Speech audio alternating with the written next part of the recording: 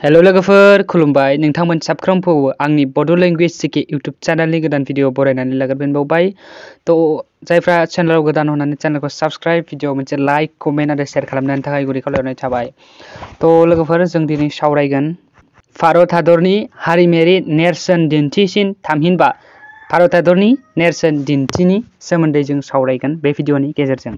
गासै सरनाथनि मिउजियामाव थानाय अशक खाम्फानि गोजौआव थानाय बाहागोखौ 1950 मायथाइनि 26 जानुवारियाव भारतनि हारिमायारि दिन्थिसिन नेरसोनथि महरै आजावना लानाय जायो आरो बे बाहागोआव दं खुगा फुवारनाय माथाम सिंह थामहिनबा ब्रैथि सिंहखौ मोखांनिफ्राय नुहुरा आरो बेनि गाहायनि गेजेराव मोनसे चक्र आरो चक्रनि आगदाथिंजाय मासे छार हगारनाय मोसौ आरो आगसिथिंजाय मासे गराय दं। जुनार मानैनि खाथियाव आरो मोननै चक्रनि खावसे खावसे बाहागोखौ नुनो मोनो।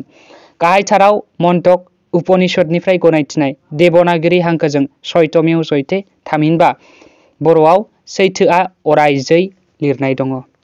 बेनो जाहैबाय भारत हादरनि हारिमायारि नेरसोन दिन्थिसिन एबा नेरसोनथि। So thank you very much for watching. Love you all.